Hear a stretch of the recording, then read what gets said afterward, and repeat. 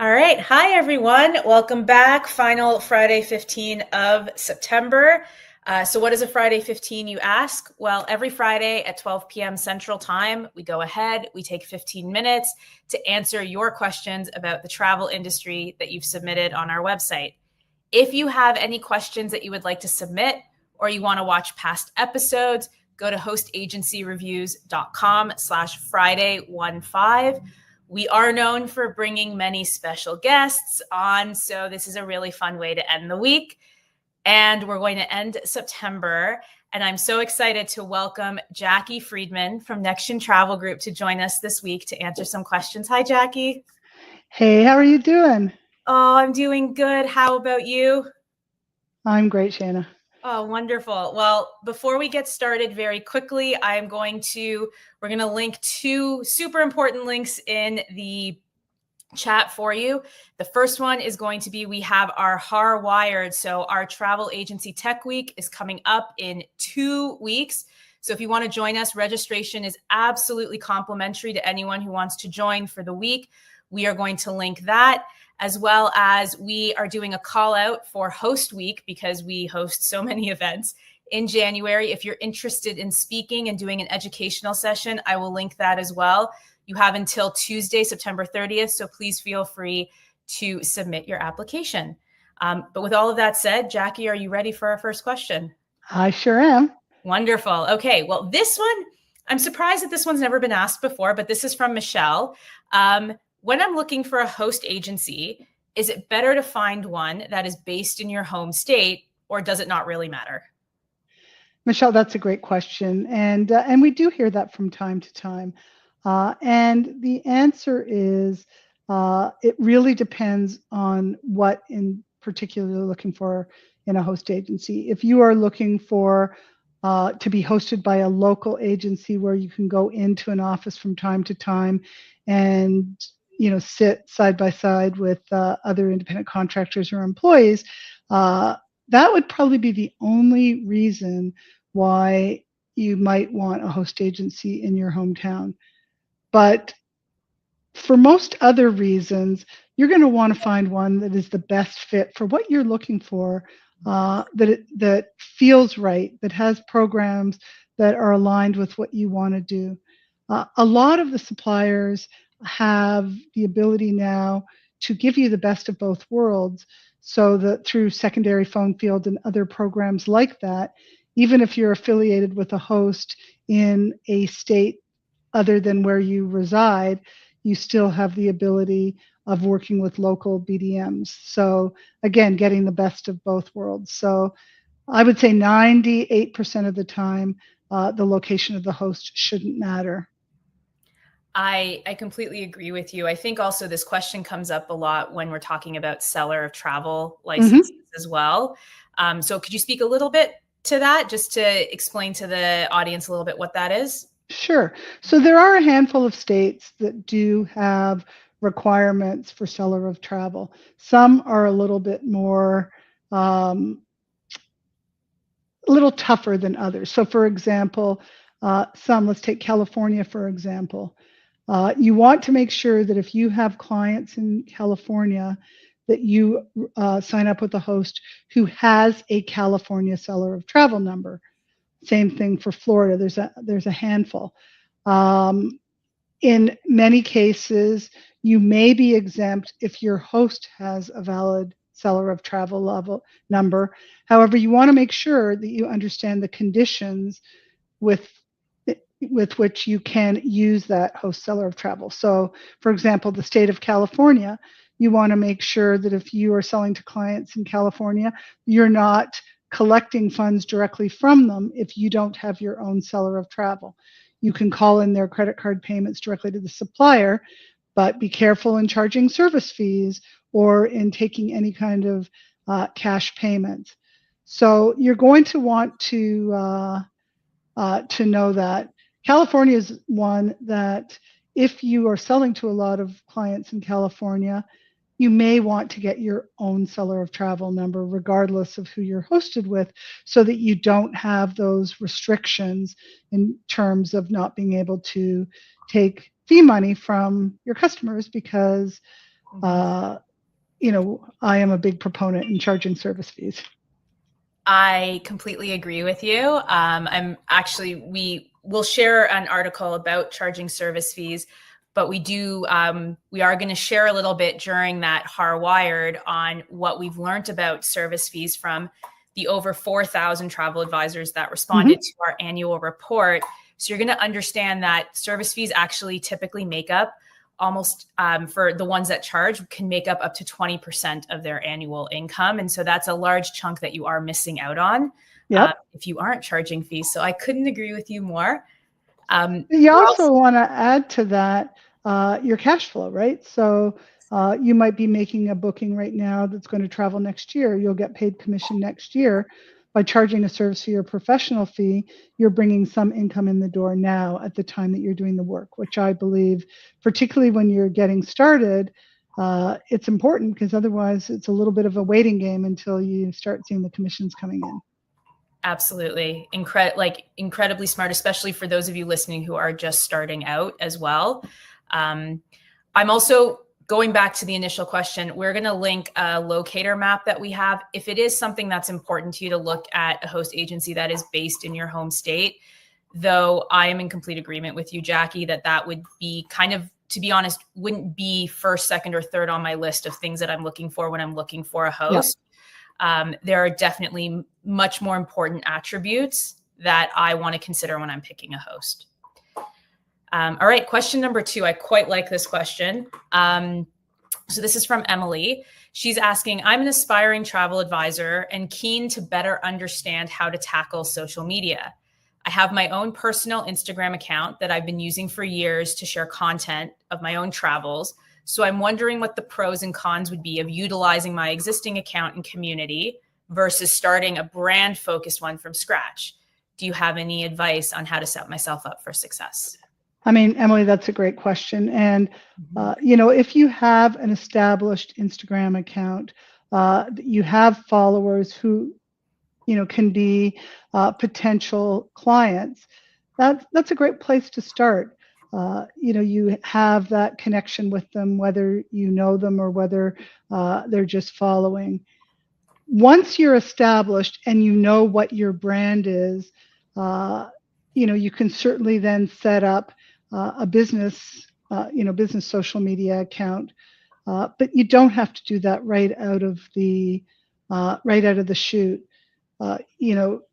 Take something that's already established, like your existing followers, and see what kind of traction you can get there, and then you can always add a business social media account, a little later on. So others may have other advice, but don't feel that you have to dive in right away if you've already got some established followers that kind of like you, know you, they follow you for a reason. So, and you're selling them something that they want to buy. So take advantage of all of those things and leverage your own account first.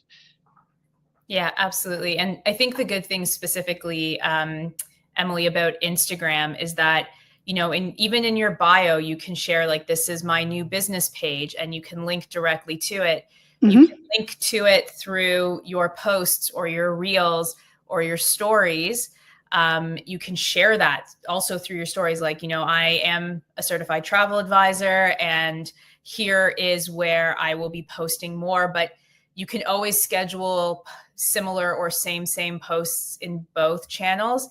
If you have an established community, Jackie, I agree with you that start with that and then you still want people to know your brand, but you kind of already built your own brand through this community that you've built on Instagram already with all of your travel information. So we also happen to have a link to Nexion's. Nexion actually hosted a webinar last year with us on social media strategies for travel professionals. So we're going to link that in the comments as well if you want to understand and get more information. It is an hour, completely worth it, but it'll really dive into social media strategies direct from Jackie and her team. So highly recommend that you check that out as well. Perfect. Yeah. All right. Final question. So this is from Debbie. So I am a new travel advisor. What is the best host to work with, and which one has great systems, great support, fair commission splits, and how do I figure all of this out? And that is a great question. I'm not going to give you the obvious answer, as tempting as it is. I'll give you the obvious answer. It's fine.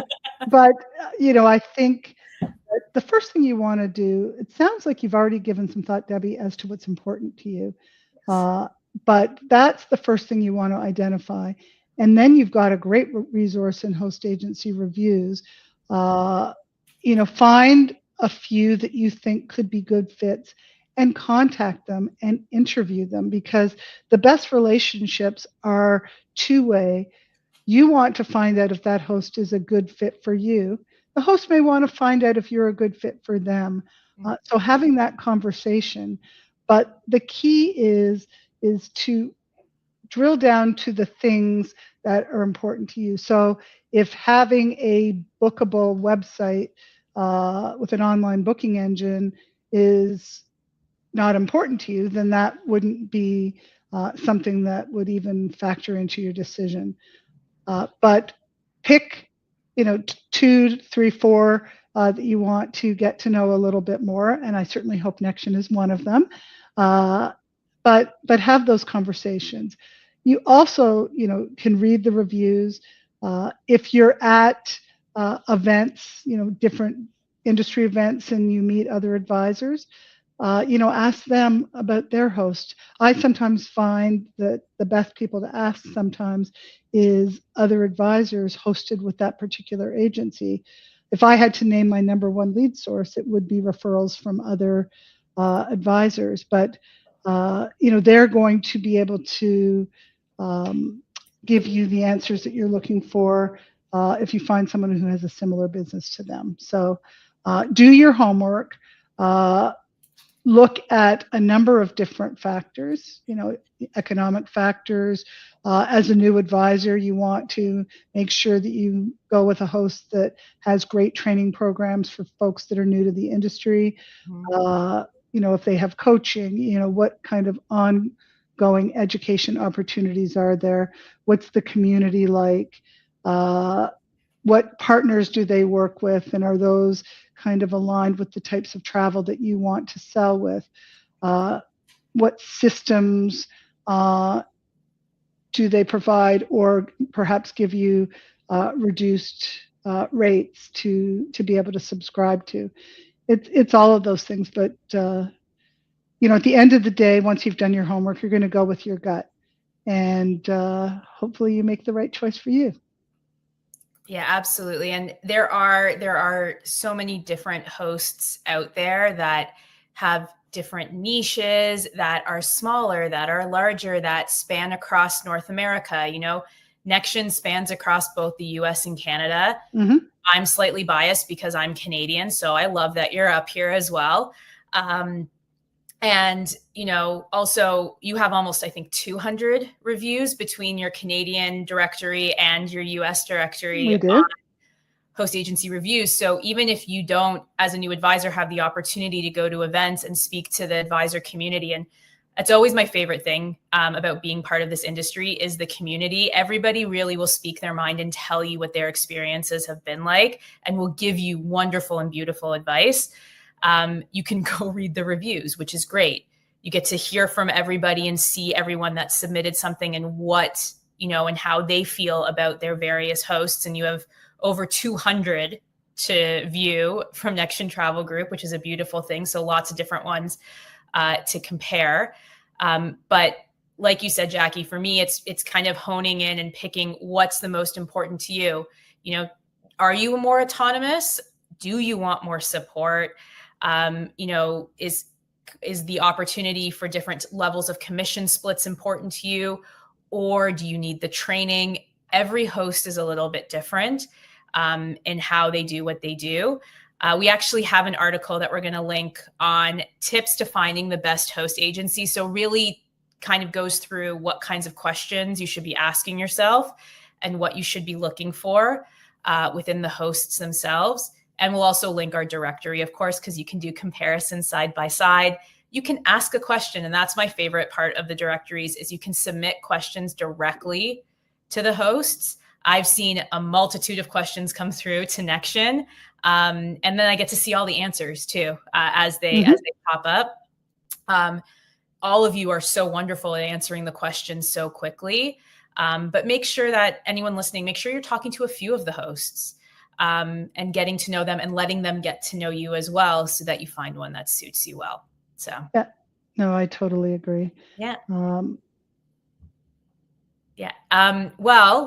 that note, I'm going to give you now the most important links in the comments of this entire Friday 15, which is I'm going to link to Nexion Travel Group's directory, as well as their Canadian directory. So if we've got Americans and Canadians listening, they have two separate directories, which is wonderful. We'll also link directly to their website. So if you want to speak to them directly, you have any questions, we will share that link as well for all of you. Coming up, we've got a couple more. We're going to start off October. Vacation Planners is going to come and join us next Friday for our next Friday 15, followed by Travel Industry Solutions on October 10th. And then we are off for a week of the Friday 15s, because from October 14th to the 17th, we have our Hardwired, which is our travel tech week. So definitely come and join us. If you have questions that you would like to ask Jackie, Nexion Travel Group, please submit them directly on their directories. If you have questions that you would like to ask for the Friday 15, please go to hostagencyreviews.com/Friday15, and we will absolutely get to your question. Thank you, Jackie, so much for joining us. It was fun. Yeah, always have a good time here. Happy Friday. Yes, happy Friday to you as well.